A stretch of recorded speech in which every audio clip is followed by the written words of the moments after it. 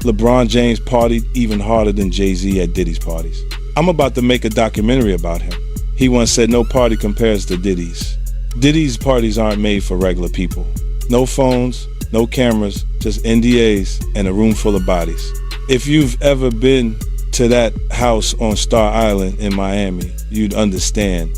Now picture LeBron walking in over 6'8", the brightest presence in the room. Before midnight, LeBron had already taken off his shirt and was pouring tequila into people's mouths on the dance floor. And I'm not talking about Savannah. He was surrounded by models from Paris, dancers from Atlanta, and one R&B singer I can't name because she's married now. By 1 a.m., LeBron was standing on the table and the whole crowd was going wild with him. Every woman at that party had their eyes on LeBron. He wasn't relying on money, it was all about presence. When it comes to letting loose, LeBron makes Jay look like a church volunteer. I will send every single one of these parasites to prison and clean the circle up a bit. You really hate Sean Combs. Why would you be thinking that?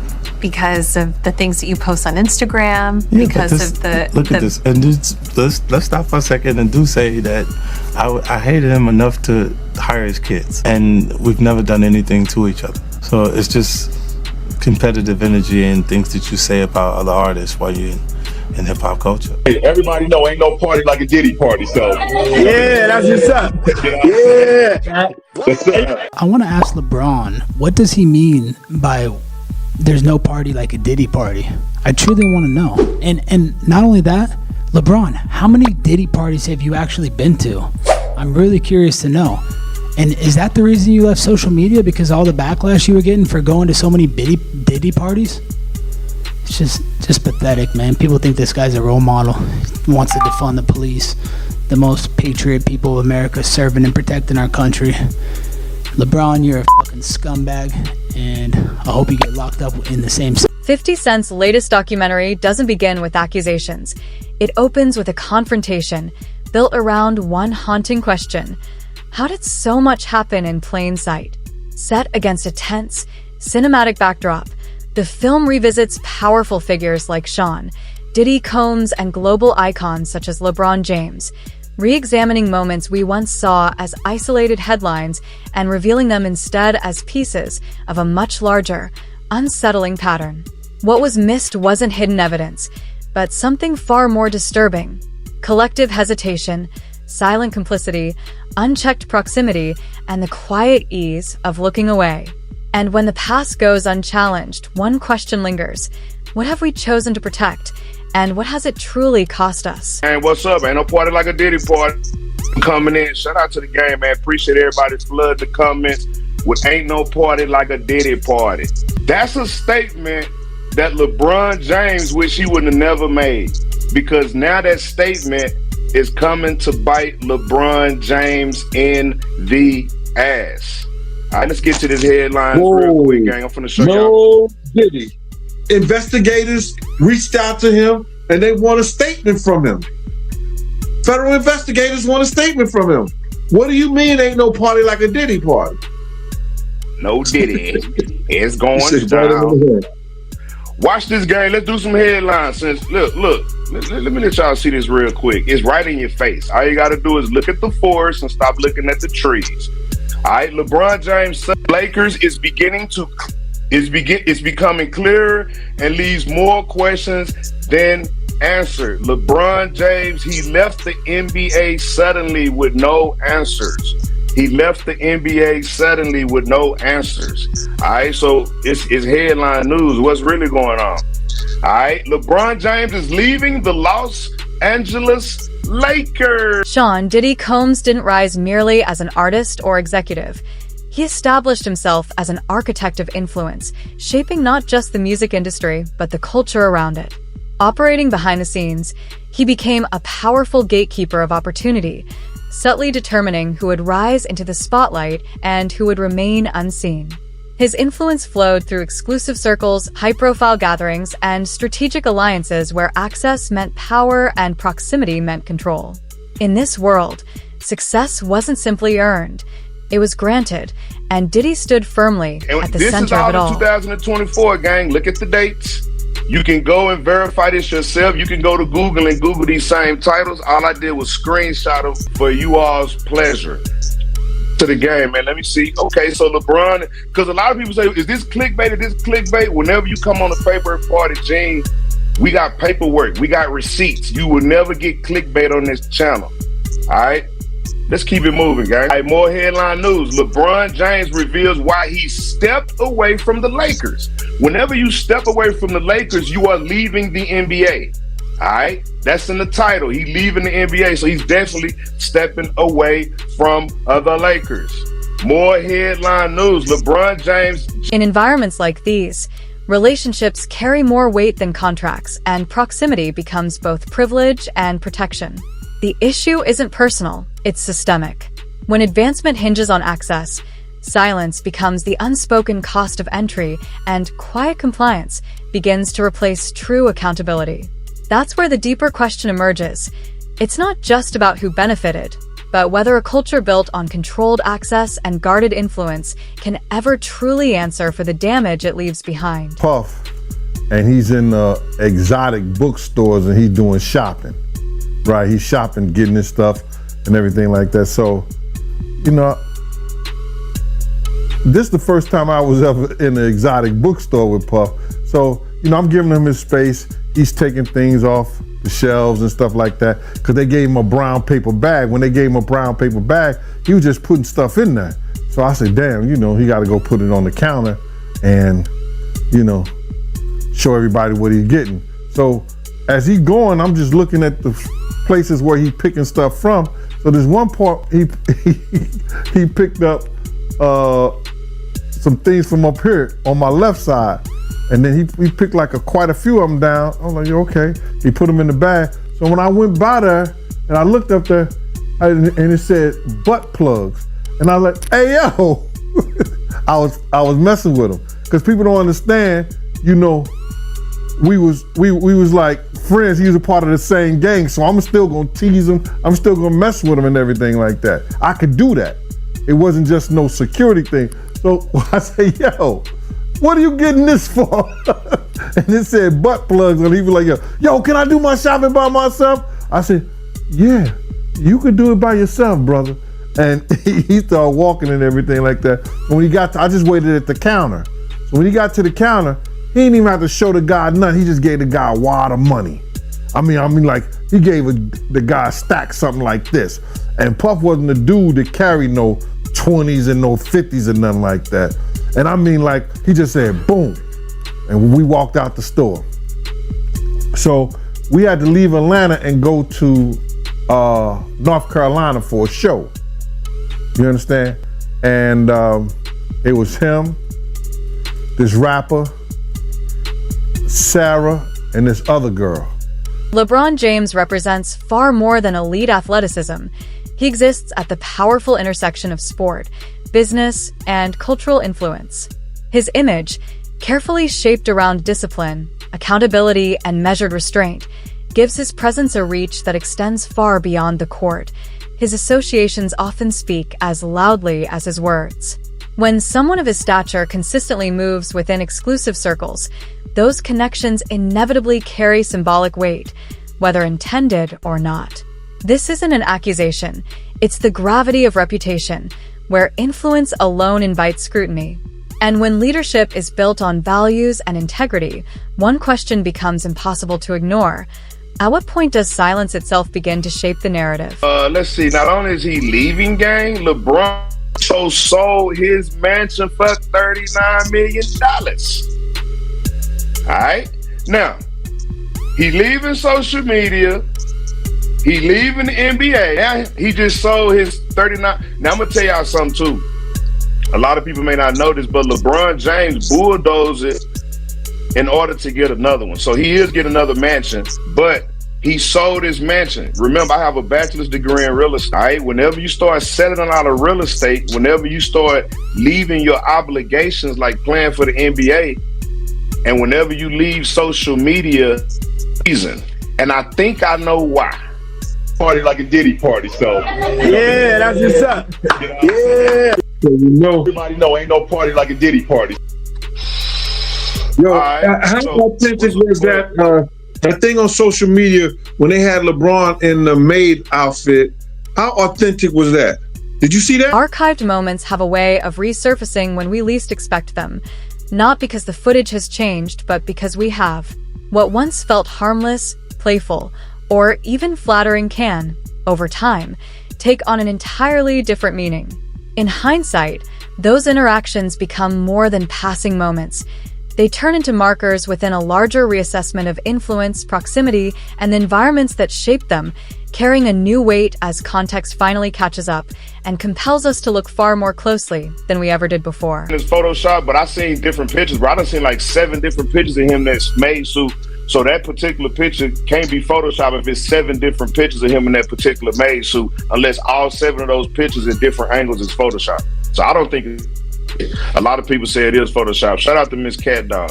Just 50 Cent's name being attached to it again. These are two, as everyone knows, the 3 names in hip hop are Jay-Z, Diddy, 50 Cent when it comes to the status of where you could get as a business or a brand. I guess so. So for the top 3 individuals, for one to go at the other and release this doc, I don't know, what does that say to again, I keep asking about the hip hop state of things. What does that say to hip hop? Like,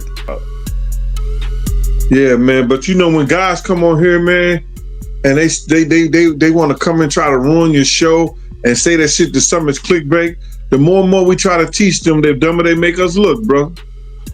But you know what? That make them look dumb because watch this.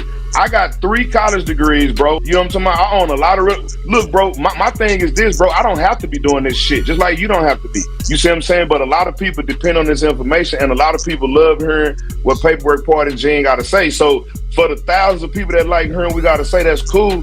For the 20 people, they need to get the fuck up out of here because it ain't no clickbait over here. Right, it's all good, man. You know what I'm saying? But let's just concentrate on the people who are we our own downfall? I guess I don't know. Well, I mean, I don't know. It all depends on what you consider hip hop. Like, I don't consider any of this debauchery, any of this animalistic crap. I don't consider any of this hip hop. I grew up in hip hop. You know, I know what The documentary doesn't claim that words alone are proof, but it reveals something just as telling: how recorded moments capture the ease and comfort people once felt in spaces that would later face scrutiny. Its perspective isn't legal, but cultural, exposing how language can quietly signal belonging long before anyone thinks to question it. And as perspectives evolve and the past is re-examined, one urgent question rises to the surface: who ultimately defines the meaning of what was once said when context no longer offers protection? He's been asked to come in, you know, and investigators reached out to him and they want a statement from him. Federal investigators want a statement from him. What do you mean ain't no party like a Diddy party? And bro, I'll be sick too. If I'm at a Lakers game and it's feds all in the front row looking at you to my, yeah, we gonna get a statement, nigga, I wouldn't go to the games either. I miss the games too, nigga.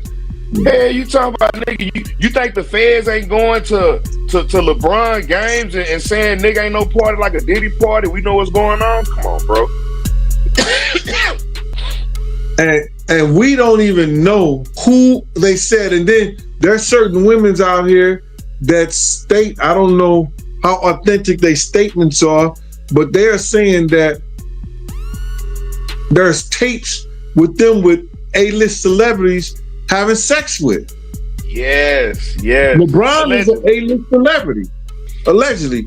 But no, LeBron is an A-list celebrity. Start off with Diddy basically recording him coming back to New York, recording himself, hiring a camera crew to technically turn himself in. You know, 5 days before he turned in, he came back to New York, you know, based on his lawyer's 6 days. Apologies. Based on his lawyer's recommendation, saying that, you know, of course, you know, he's cooperating. But for him to be recording this, yeah, Mark Agnew Fatfo, I'm calling him. Yeah. Do you think his lawyers suggest? I mean, do you think that's just Diddy hubris, or like what was that as far as him just saying, "I'm going to record this whole process of"? Yeah, go ahead. Yeah. You know who we should ask? We should ask Mr. Busby. Is LeBron James next on the list to be indicted? That's what we should do. We should call Mr. Huh? You got Busby number? Yeah, I got Busby's cell number right here. We should call Busby and be like, "Hey, is LeBron?" Matter of fact, let me put the question up. The question for the day, gang. Ain't nobody trying to be funny. Will LeBron James be indicted with Diddy? That's the question for the day. Diddy done already been indicted. LeBron James say it ain't no party like a Diddy party. Busby say it's a lot of people on the list that he ain't said. When clarity from official sources begins to fade, informal narratives quickly rise to fill the void. In the absence of a clear, authoritative account, speculation doesn't just appear, it multiplies not because it's accurate, but because it occupies the silence. The documentary sharply illustrates how prolonged quiet allows conjecture to present itself as truth, gradually blurring the line between suspicion and assumption. The result isn't just confusion, it's a growing sense of collective frustration, where silence feels like exclusion and rumor becomes the only way left to engage. And as that tension lingers, one unsettling question remains: is speculation a distortion of the truth, or the inevitable consequence of it being withheld? That's hard to think. But then if you got the A-listers, you know, you got to realize he ran with that Rat Pack, and I don't want to even say their names because they said I got their names wrong last time. What's his name? Kushner. What's the other guy? Leonardo. Yeah, his name. Man, I don't keep up with these cats. But I heard that that's not only the tape that's being shot. There's some other tapes out there, other people too with him. And him doing some things with some other people.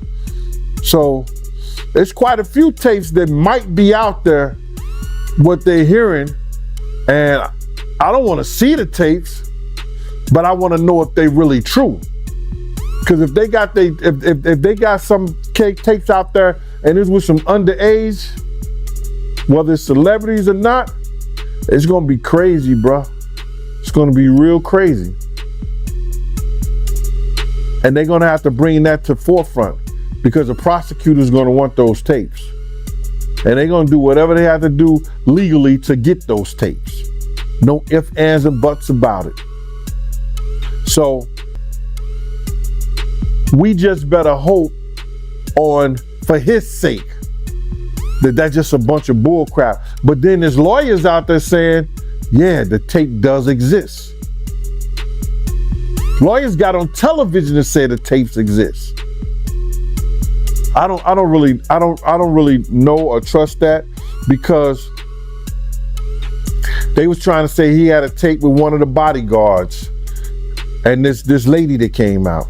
So power in entertainment rarely stays confined to a single lane. It flows seamlessly through music, sports, fashion, and media, moving along tightly connected networks of influence.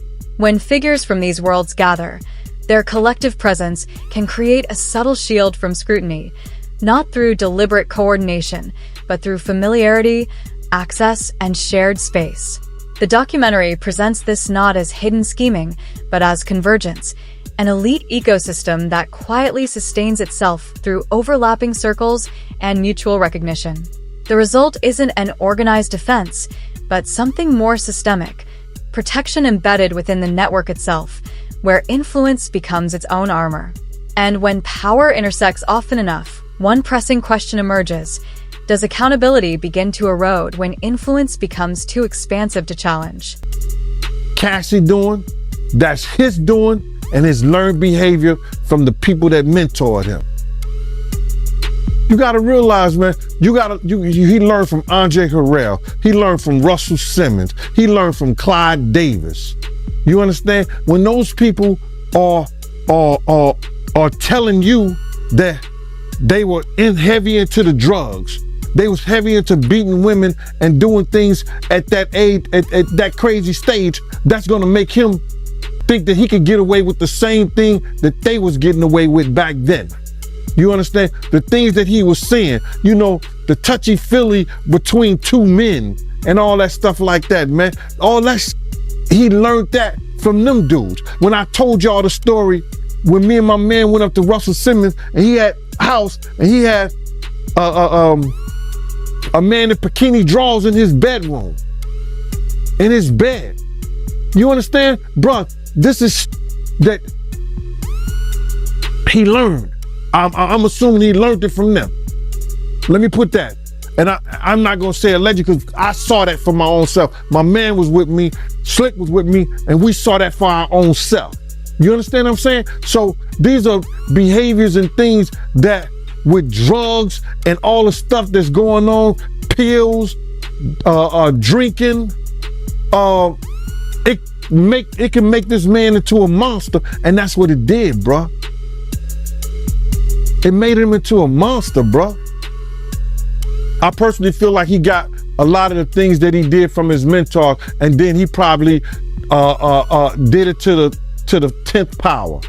You understand? Russell Simmons admitted that he was a drug abuser. You understand? Russell Simmons admitted that he used to put his hands on women. So it's a learned behavior, bro. Some of that stuff may be in him through his childhood. Through his childhood, he may have some of that things in him, but a lot of things that he was doing was a learned behavior, bro. You just don't just turn it in a matter of years the way he was doing people, man. You understand? The idea that private moments may have been widely recorded carries a weight far beyond shock value. It's about control. History shows that those who hold the records often hold the power, whether that power is ever exercised or not. Even the mere possibility of such material can quietly influence behavior, enforcing restraint through uncertainty alone. In that kind of environment, influence shifts, the threat of exposure becomes leverage, and silence can feel safer than resistance. The implications run deep, raising difficult ethical and legal questions around autonomy, pressure, and the quiet presence of fear. And when authority is reinforced not by what is said, but by what could be revealed, one question becomes impossible to ignore. Is silence still a choice, or has it been conditioned? The thing about it is that there was something in that other than baby oil. That's why they took all the bottles. And 9 times out of 10, if I would give it a wild guess, it was, and like some of the people told me, it was probably that GHB. What's that? I think it's gamma hydrox.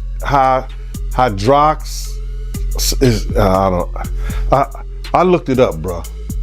Let me see if I can find it. I know this is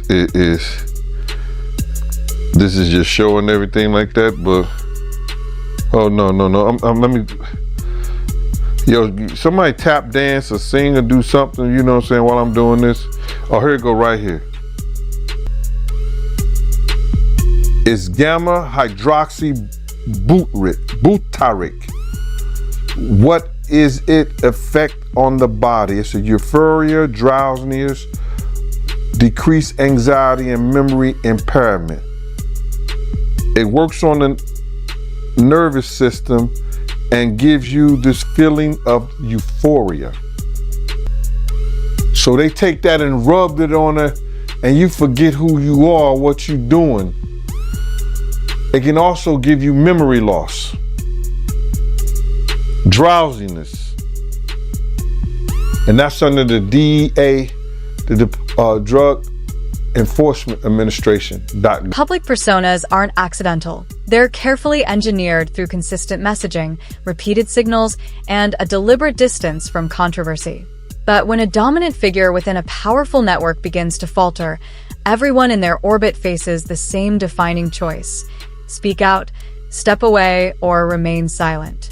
The documentary reveals how restraint is often framed as maturity or professionalism, even as it quietly shapes how the public fills in the gaps.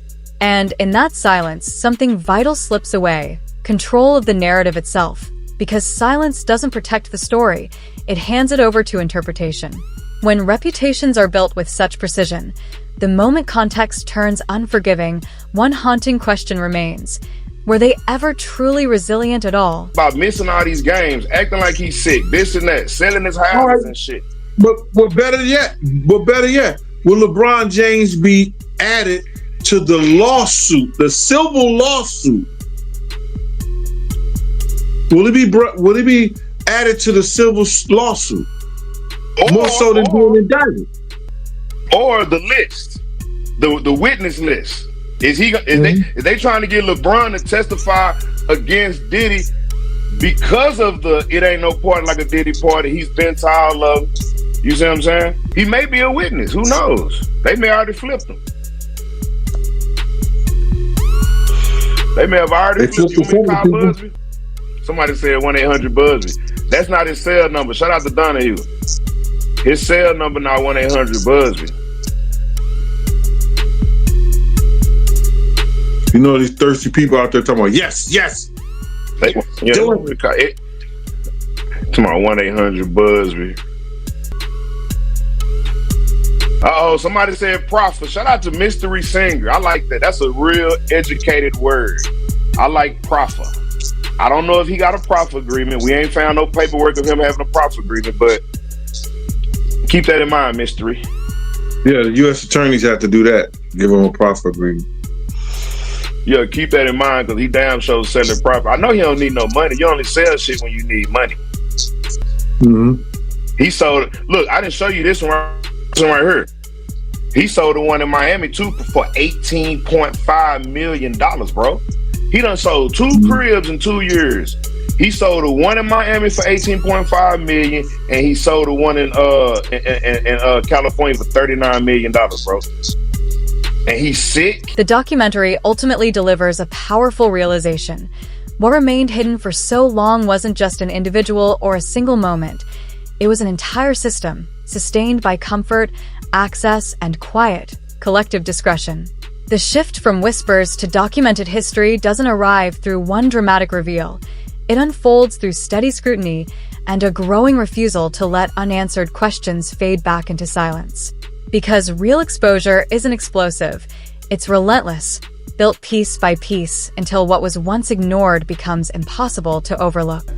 And then sometimes you would hear a boo boo boo boo, a thump or whatever the situation is and stuff like that. Yo, what's up? Everything good? And sometimes they would open the door.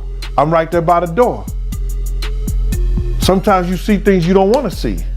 Hey, did they ever try to get you involved? Or not at all. Offer you? Not at all. Puff did it one time, but that's in my book. When he was coming from Dallas, he had the snow bunnies. And I reneged on that. Nah, I'm good. Hey, did you see any celebrities Puffy did any of that stuff with, the swinger stuff with? Yeah, I did. Tell me about that.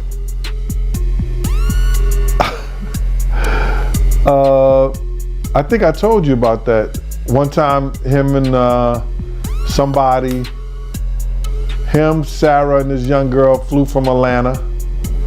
And they, and flying from Atlanta, we had this artist with us, right? And we were staying in the presidential suite at the hotel. And this particular artist and Puff, they told me, don't let nobody come in the room. So I said, all right, cool.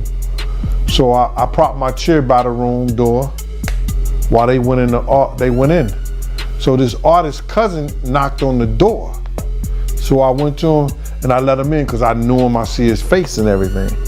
I seen his face several times before. He said, yo, I gotta speak to my cousin. And I said to him, I said, well, they busy right now, man, and they told me don't let nobody come in the room. He said, yo, I'm going in the room to get my cousin out. And I said, bruh, you ain't going in the room, get your cousin out. They told me nobody could go in the room. So he said, I don't care who you are, what you doing like that. I'm going to get my cousin. He went to go and try to open the room. I grabbed his ass, joked him up, and slammed him on the piano. And the next thing you know, Puff and his artist run out the room naked. And so then I said, I see the artist trying to grab a towel.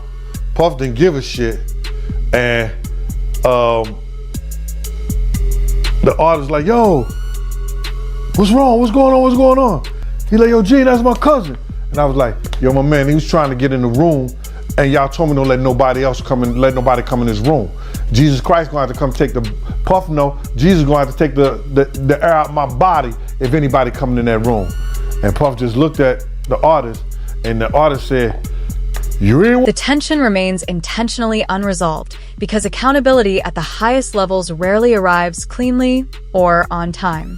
In environments where understanding is shared but rarely spoken, responsibility begins to diffuse, and delay starts to feel almost justified. Yet awareness without acknowledgement doesn't lighten the burden. It only allows it to linger, heavy and unresolved, waiting for someone willing to finally give it a voice.